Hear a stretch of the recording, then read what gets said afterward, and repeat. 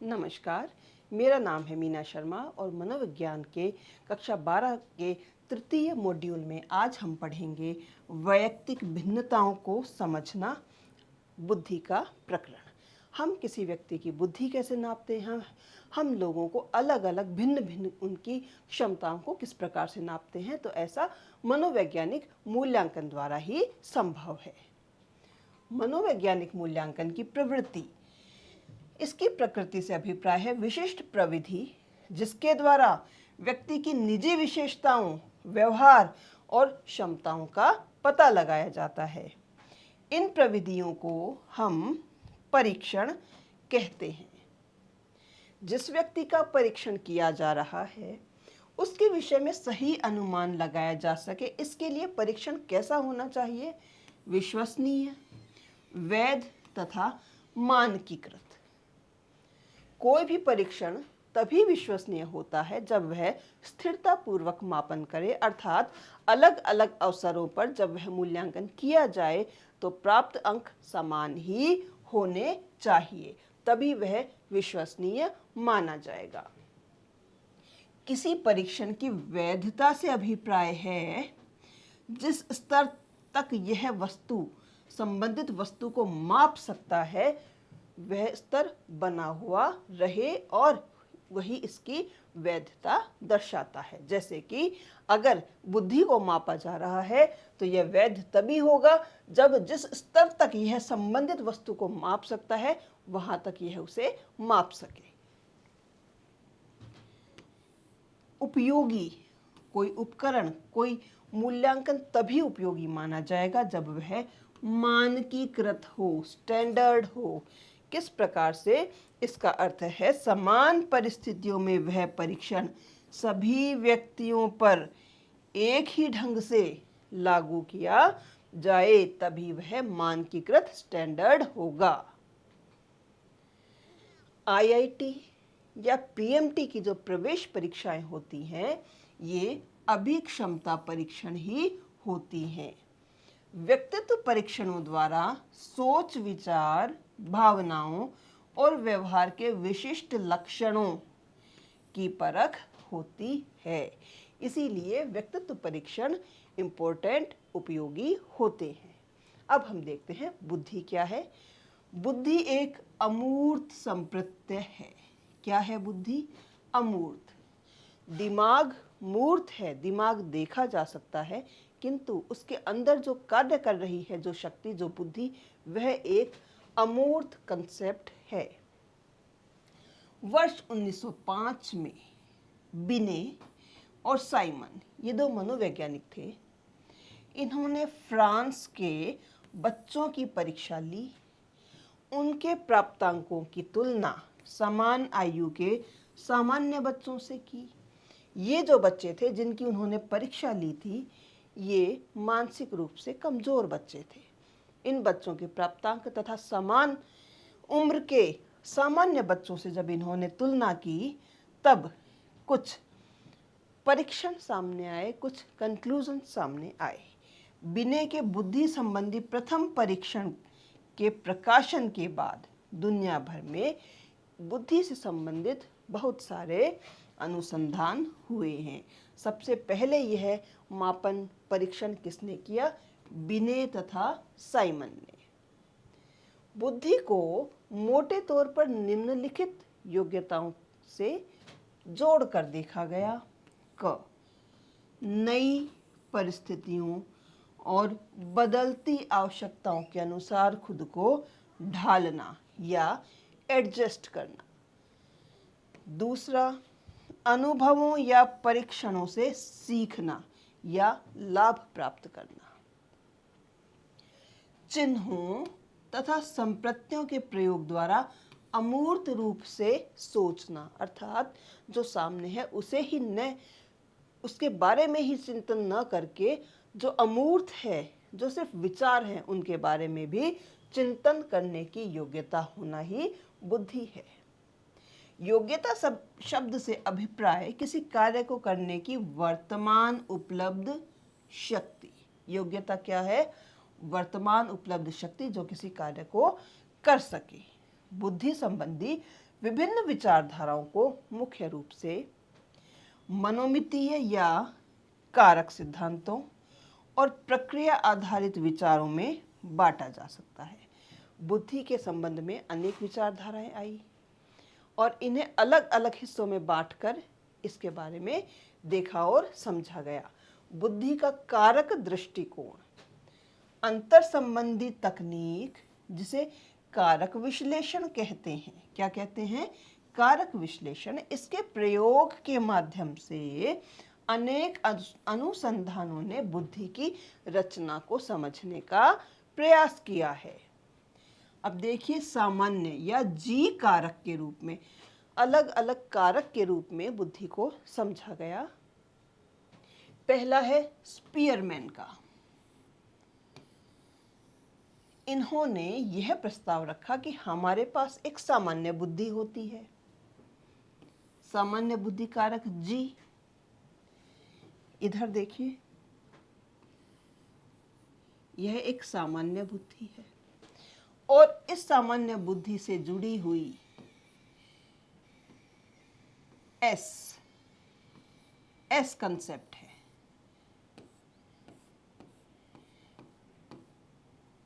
एक जी है, अनेक एस कंसेप्ट है, एस कारक है। ये विशिष्ट कारक है, स्पेसिफिक कारक, जिनका संबंध विशिष्ट योग्यताओं से होता है। यह जी कारक सभी क्षमताओं के, सभी प्रकार की क्षमताओं के काम में आता है। अर्थात ये सभी एस कारक अपनी शक्ति जी कारक से ले रहे हैं। जनरली यह व्यक्ति एक बुद्धिमान व्यक्ति है। यह अपने निर्णय दूरदर्शिता से लेता है। यह व्यक्ति अपने अनुभवों से सीखता है। यह व्यक्ति दूसरों की मदद भी कर पाता है। तो इस प्रकार के जो स्पेसिफिक कारक हैं, स्पेसिफिक योग्यताएं हैं, वो जी से आ रही हैं। यही स्पीयरमैन का मत था। अमूर्त संबंधों को समझने की योग्यता के रूप में यह प्रकट होता है। यह जी, यह S1, S2, S3, अलग अलग स्थितियां, अलग अलग विशिष्ट शक्तियां। बुद्धि की कारकीय दृष्टि, यह थर्स्टोन का प्रस्ताव था। थर्स्टोन का क्या मत था? बुद्धि 7 तत्वों से मिलकर बनती है। कौन से तत्व हैं? मौखिक प्रबोधन, शब्दों का पठन प्रवाह, संख्या, स्थान, सहचर्य स्मृति, प्रत्यक्ष गति और प्रवर्तन या सामान्य तर्क शक्ति। उसने इन तत्वों की जांच के लिए प्राथमिक मानसिक योग्यताओं PMA का एक परीक्षण विकसित किया। इन्होंने बुद्धि को 7 तत्वों से मिलकर बनाया और इन्होंने PMA का एक परीक्षण विकसित किया। ये देखिए, ये 3 मेन तत्व हैं VSN, इनके साथ जुड़े हुए हैं अन्य तत्व, कुल मिलाकर ये 7 तत्व हैं। बुद्धि की संरचना और बनावट। अब हम बुद्धि की संरचना देखते हैं। बुद्धि का एक समन्वित रूप प्रस्तुत करने के उद्देश्य से गिलफोर्ड ने बुद्धि की संरचना SI मॉडल, बुद्धि की संरचना को क्या नाम दिया? SI मॉडल, SI प्रतिरूप। संक्रियाएं, व्यक्ति क्या करता है? संक्रिया में संज्ञान, स्मृति, धारणा तथा उत्पादन या रचनात्मकता, एक अभिसारी उत्पादन तथा मूल्यांकन शामिल है। ये सब संक्रियाएं हैं और बुद्धि इन्हीं के आधार पर कार्य करती है। अंतर्वस्तु, अंतर्वस्तु क्या है? ये छोटे छोटे पॉइंट से जुड़े हुए हैं, अवश्य देखिए। जिस सामग्री या सूचना के आधार पर कार्य निष्पादित किया जाता है, उसकी प्रकृति ही अंतर्वस्तु कहलाती है। इसमें दृश्य, श्रव्य, देखा हुआ, सुना हुआ, प्रतीकात्मक जैसे शब्द, अंक, अर्थ विषयक जैसे शब्द जिनका अर्थ निकल रहा है, और व्यवहारात्मक यानी व्यक्ति के व्यवहार, अवधारणा, आवश्यकताएं आदि से संबंधित सूचना या सूचनाएं शामिल होती हैं। यह क्या है? अंतर्वस्तु, किसी सूचना का आधार जिसके ऊपर वह कार्य निष्पादित किया जाता है।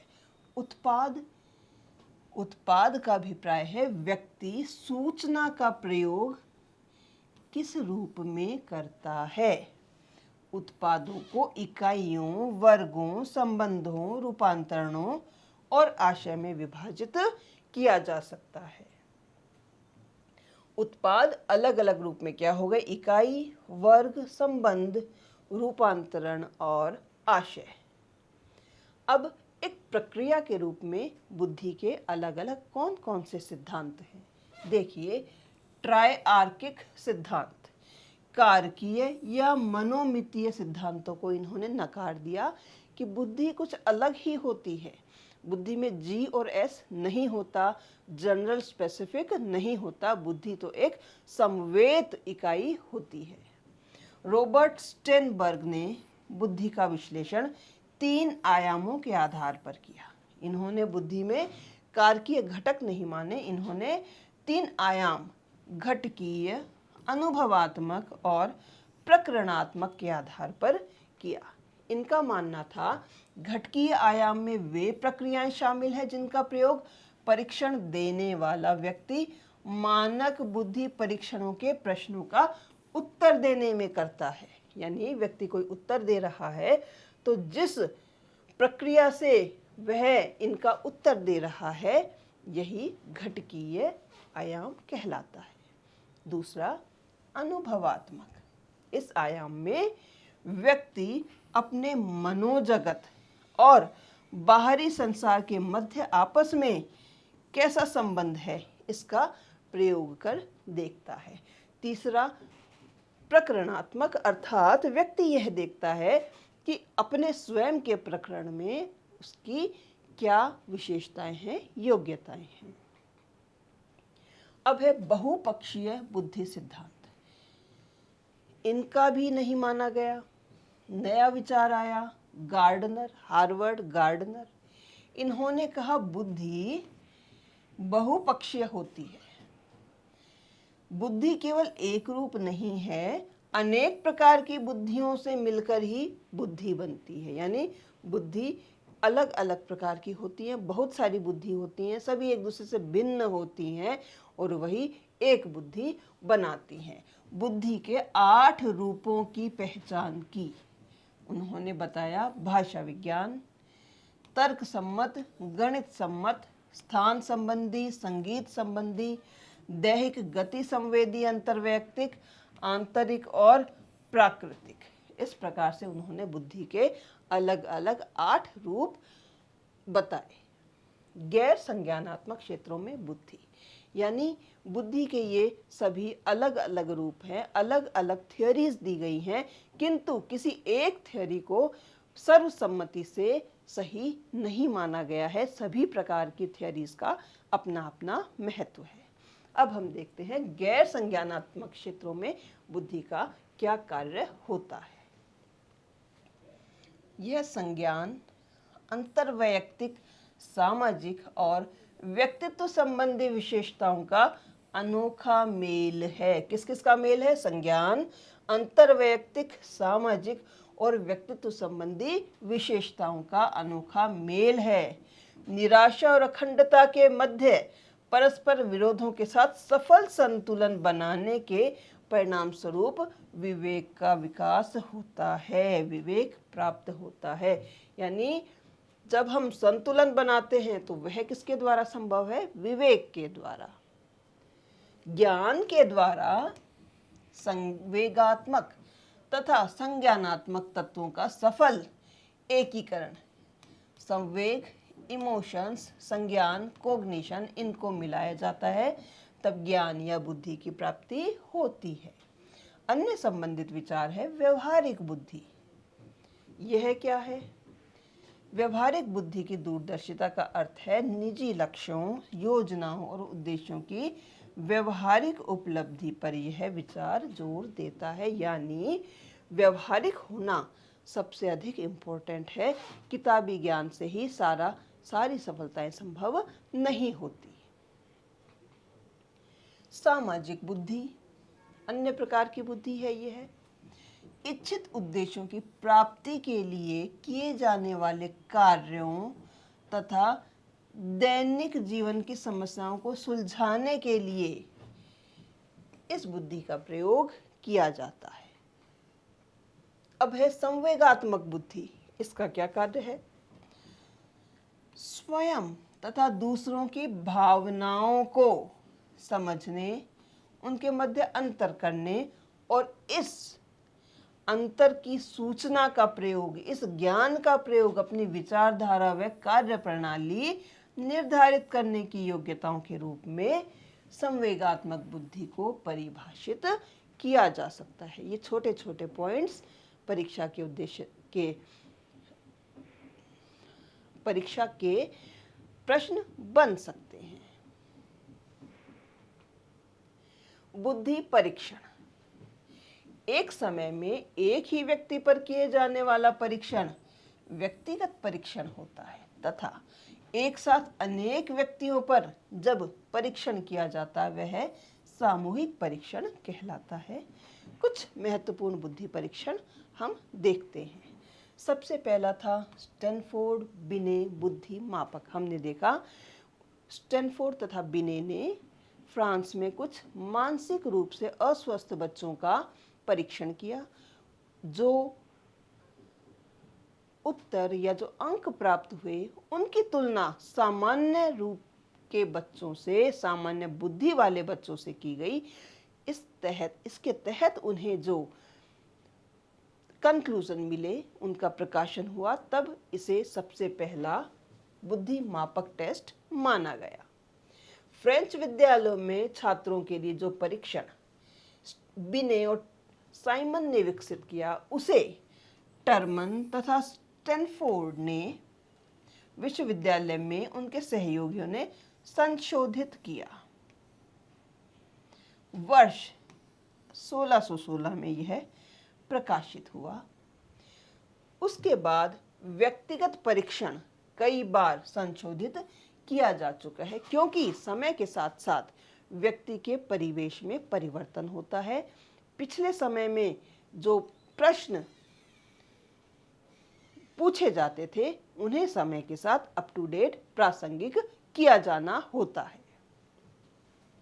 आज हमारे पास स्टैनफोर्ड बिने LBIV मापक का चौथा अंक उपलब्ध है। पहले यह 3 अंकों का होता था, अब यह चौथे अंक में भी उपलब्ध है।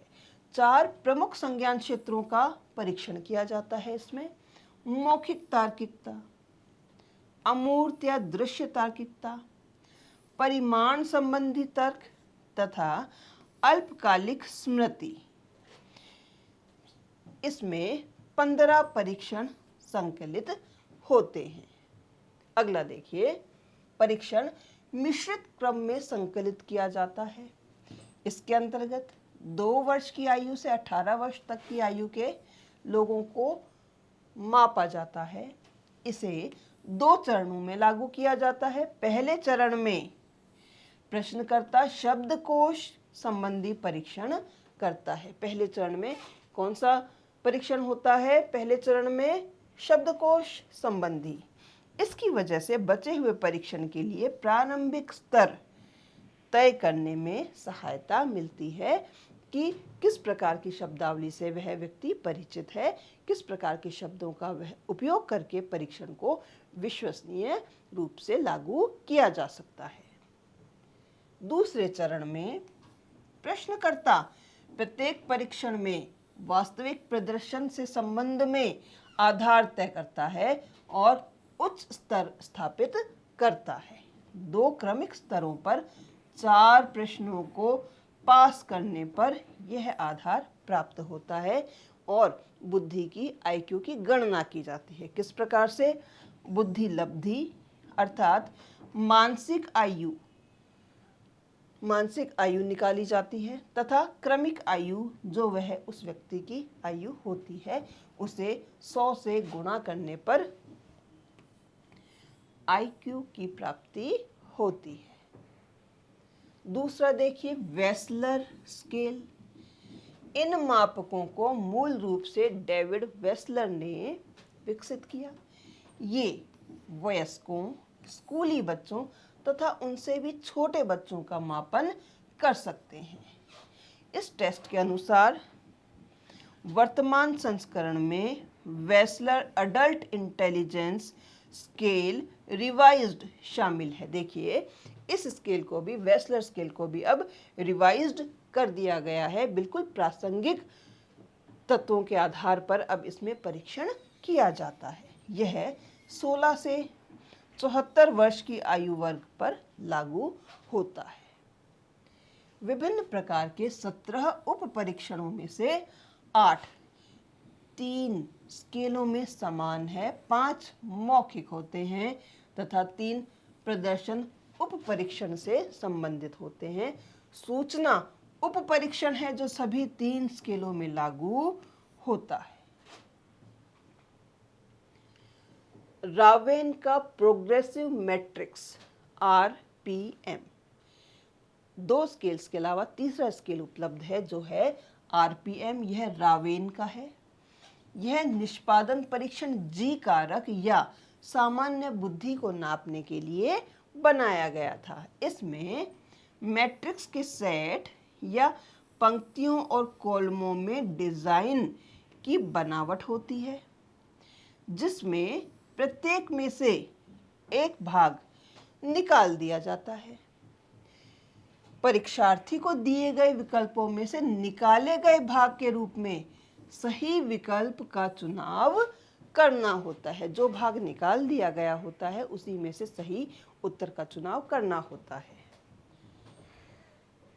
स्टैंडर्ड प्रोग्रेसिव मैट्रिक्स SPM 6 से 80 वर्ष तक की आयु के व्यक्तियों पर यह लागू होता है। कलर्ड प्रोग्रेसिव मैट्रिक्स, ये इसी के हिस्से हैं जो यह 6 से 80 वर्ष के लिए है। कलर्स का उपयोग है तो यह छोटे बच्चों और मानसिक रूप से विशिष्ट समूहों के लिए है। एडवांस प्रोग्रेसिव किशोरों और युवाओं के लिए है। देखिए एक अन्य है test draw a man test, good enough द्वारा इसे विकसित किया गया। इस अमौखिक टेस्ट में, कैसा टेस्ट है? अमौखिक। व्यक्ति को एक पुरुष का चित्र बनाना होता है। व्यक्तिगत शारीरिक अंगों, कपड़ों, अनुपात तथा अन्य ऐसे लक्षणों को शामिल करने के लिए प्रशंसा की गई है। इन्हीं के आधार पर किसी व्यक्ति की बुद्धि को नापा जाता है और यह एक अमौखिक परीक्षण है। इस टेस्ट के प्रति औसत विश्वसनीयता एवं मान्यता दर्शाई गई है और भारत में भी इसी टेस्ट को प्रमिला पाठक ने नए नियमों के साथ प्रस्तुत किया है। भारत में प्रमिला पाठक ने इसे प्रस्तुत किया है। अब हम देखते हैं बुद्धि परीक्षणों का उपयोग कहाँ-कहाँ किया जाता है। बुद्धि परीक्षणों का प्रयोग अनेक रूपों में किया जा रहा है, जिसका लाभ अनेक गतिविधियों में मिलता है। जैसे विभिन्न नौकरियों के लिए लोगों का चयन, नौकरी के लिए सही व्यक्ति का चयन, जो व्यक्ति गणित पढ़ा सकता है, जिसकी गणित में रुचि है, उसे गणित पढ़ाने के लिए ही रखा जाए या हिसाब किताब के काम में लगाया जाए। मानसिक विकलांगता का पता लगाना, कुछ लोग कुछ मानसिक संक्रियाएं नहीं कर पाते, इस चीज का पता इन परीक्षणों के द्वारा लगाया जा सकता है। मार्गदर्शन, काउंसलिंग तथा बौद्धिक विकास के क्षेत्र में अनुसंधान और शोध के लिए भी इन परीक्षणों का उपयोग किया जाता है। पहला पॉइंट है व्यक्तियों का चयन।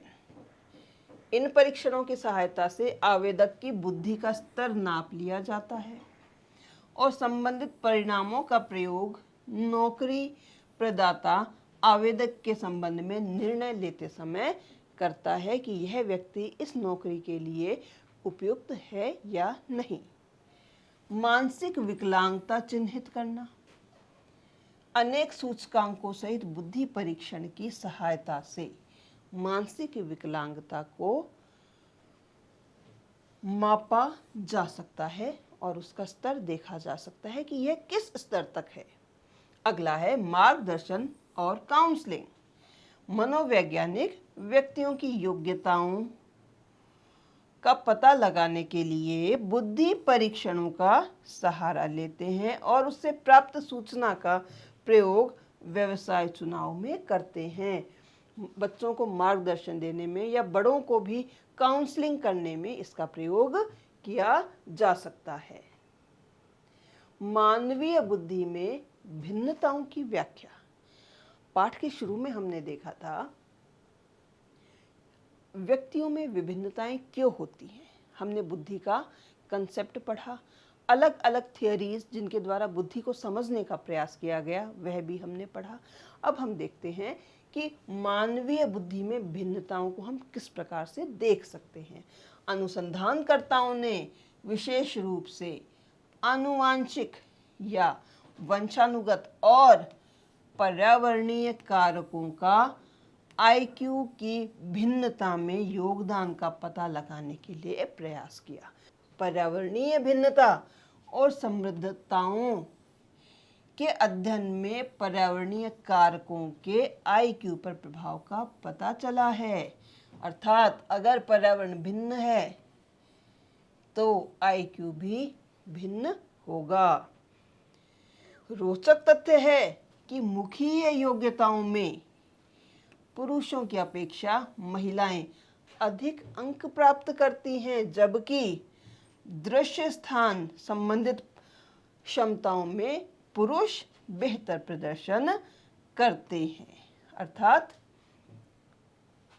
महिला एवं पुरुष का आईक्यू लेवल भी अलग अलग दशाओं में अलग अलग ही माना गया है। ऐसे अंतर मानव प्रजाति के विकास का इतिहास दर्शाते हैं। क्योंकि मानव का विकास क्रमिक रूप से हुआ है, चार्ल्स डार्विन की थ्योरी है, तो इस प्रकार के जो परीक्षण है इस इतिहास को भी दर्शाते हैं। सामूहिक भिन्नताओं का एक अन्य महत्वपूर्ण पक्ष बुद्धि परीक्षणों के सांस्कृतिक पक्ष से भी जुड़ा हुआ है। अर्थात अलग अलग परिवेश, अलग अलग संस्कृति में बुद्धि का अलग अलग प्रकार से विकास होता है और इन लोगों का आईक्यू लेवल अलग होता है। आशा है आपको आज का पाठ समझ में आया होगा। धन्यवाद।